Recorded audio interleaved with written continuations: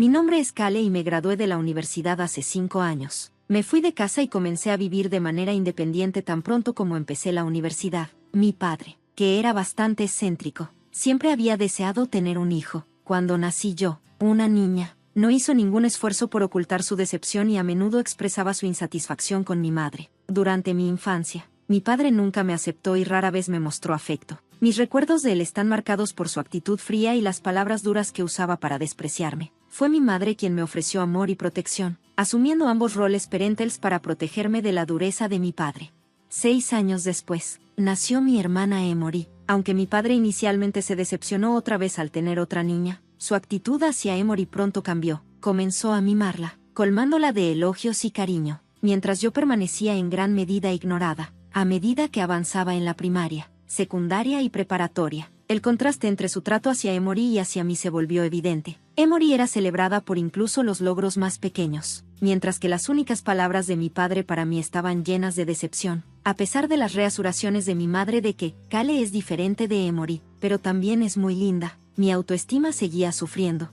Cuando llegó la universidad, decidí mudarme y vivir sola. Mi relación con mi padre se había deteriorado hasta el punto en que me resultaba insoportable permanecer bajo su techo. Cubrió a regañadientes la matrícula de la universidad, pero dejó claro que no contribuiría más, diciendo que cualquier dinero disponible se reservaría para Emory. Tuve que recurrir a becas y trabajos a medio tiempo para llegar a fin de mes. Mis años universitarios se consumieron en equilibrar estudios y trabajo, sin dejar espacio para la típica experiencia universitaria. Mi conexión con mi familia se fue desvaneciendo, con solo llamadas ocasionales de mi madre y ninguna comunicación de mi padre o Emory.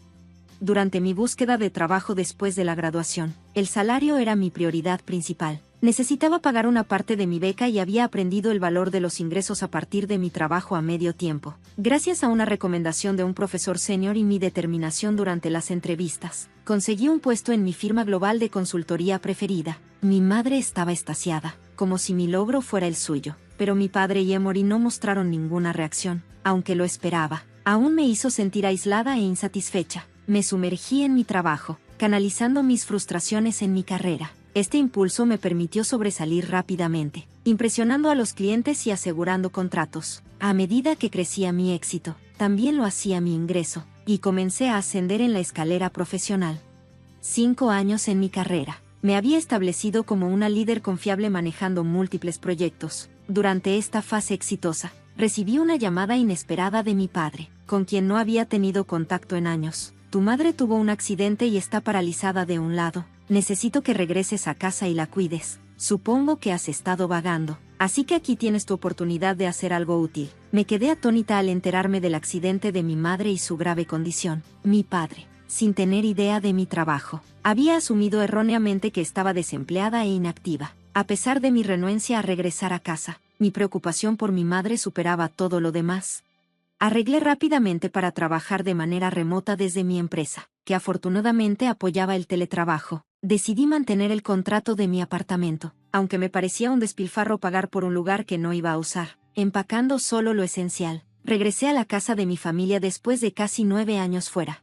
Cuando llegué, encontré que la condición de mi madre era peor de lo que imaginaba. Estaba paralizada de un lado e incapaz de caminar, aunque su mente y su discurso permanecían intactos. Su sufrimiento físico era evidente, y verla en dolor era desgarrador. Confronté a mi padre sobre por qué no me había informado sobre el accidente o el estado de los cuidados en casa, pero su respuesta era tan indiferente como siempre. Decírtelo no cambiaría nada. Te llamé ahora porque no tenía otra opción. Me frustró su falta de preocupación y su fracaso en mantenerme informada sobre la condición de mi madre. El estado de la casa era espantoso. La ropa estaba esparcida por todas partes. Los platos se acumulaban en el fregadero, y había polvo y basura por doquier. El cuidado de mi madre había sido descuidado, y ella había desarrollado dolorosas úlceras por presión. No tenía expectativas de mi padre, pero Emory, que también vivía allí, debería haber estado ayudando. Cuando le pregunté a Emory al respecto, ella respondió: no puedo hacer trabajos de casa, así que tampoco puedo cuidar a mamá. Me alegra que hayas regresado. Emory, mimada y egocéntrica, se había vuelto incapaz de contribuir a las tareas domésticas. Comencé por enfrentar el desorden, que se había acumulado durante varios meses. Limpiar la casa tomó casi una semana, en parte porque también estaba atendiendo las necesidades de mi madre. A pesar de sus constantes disculpas por ser una carga, me mantenía alegre y enérgica, esperando que mi cuidado ayudara en su recuperación. Mientras manejaba las tareas domésticas y el cuidado, ni mi padre ni Emory ofrecieron ayuda. En lugar de ayudar, mi padre se quejaba constantemente. La comida sabe terrible. ¿Qué estás haciendo? Eres torpe cuidando a tu madre. Tienes todo el tiempo del mundo, así que hazlo bien. Para él, era natural que yo asumiera estas responsabilidades. Emory, por otro lado, exigía: Cale, lava mi ropa, la necesito para la escuela mañana, y tráeme un poco de té. Me sentía como una sirvienta, especialmente con las críticas implacables de mi padre, quien creía que yo era solo una maníaca del orden, aunque estaba principalmente enfocada en el teletrabajo, las tareas domésticas y el cuidado. Para él parecía que solo era una persona reclusa en casa, a pesar de que el trabajo requería que fuera a la oficina regularmente. Mi padre a veces me recibía en la entrada con acusaciones. Solo eres una persona que se encierra, y aún así estás paseando. Cuida la casa correctamente. Su voz enojada resonaba por la casa, mientras Emory añadía: eres realmente inútil, solo saliendo a jugar. Exhausta, regresaba a mi apartamento para breves respiros, ordenando mi lugar antes de regresar. Estaba agradecida de haber mantenido ese apartamento, ya que me proporcionaba un santuario de las demandas y el trato severo que se intensificaba cada día. Mi padre, que me había criticado por no contribuir lo suficiente, ahora exigía dinero. Debes tener algunos ahorros, aunque seas una maníaca del orden. Contribuye a los gastos del hogar.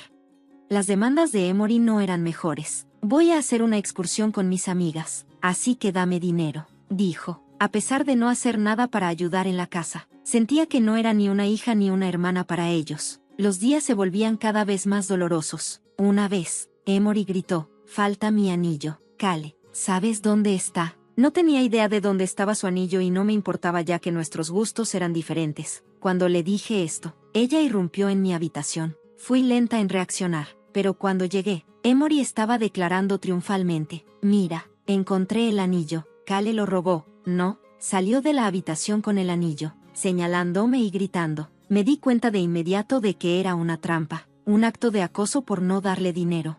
Emory corrió rápidamente a mi padre, que acababa de llegar a casa, robando las cosas de Emory. Qué patético. No recuerdo haber criado a una hija que robe. A pesar de mis explicaciones, mi padre no me creía. Emory agregó: no necesitamos a una ladrona, Cale. Si no fuera por tu cuidado de nuestra madre, te echaría ahora mismo. ¡Qué vergüenza! Y así, fui injustamente etiquetada como una ladrona.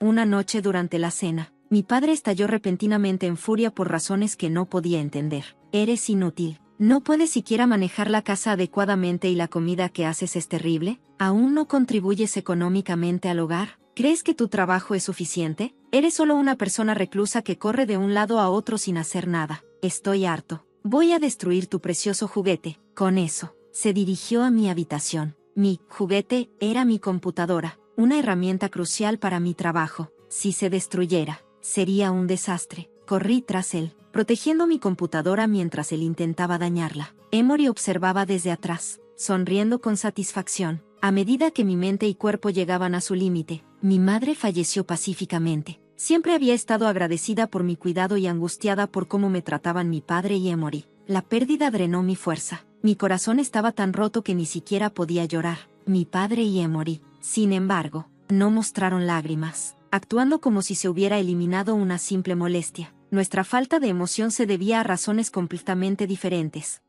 Después de un funeral tranquilo, mi padre me llamó a la sala. Tu madre se ha ido y ya no te necesitamos aquí. Quiero que te vayas de inmediato. No necesitamos a una inútil que no contribuye al hogar. Había anticipado algo así, pero escuchar las palabras en voz alta aún fue impactante. Traté de afirmar mi trabajo duro, pero mi padre era firme. Emory intervino. ¿Piensas quedarte aquí como un parásito? Eres como una garrapata o una pulga. Las palabras duras me dejaron aturdida. Y sobre la herencia de tu madre, debes renunciar a ella. No tienes derecho a nada. No había pensado mucho en la herencia. El amor que recibí de mi madre era más valioso para mí que cualquier herencia de mi padre o Emory. No la quiero. La renunciaré y me iré, respondí. Está bien, vete de inmediato. Pedí un día para empacar y comencé a preparar mi mudanza de inmediato.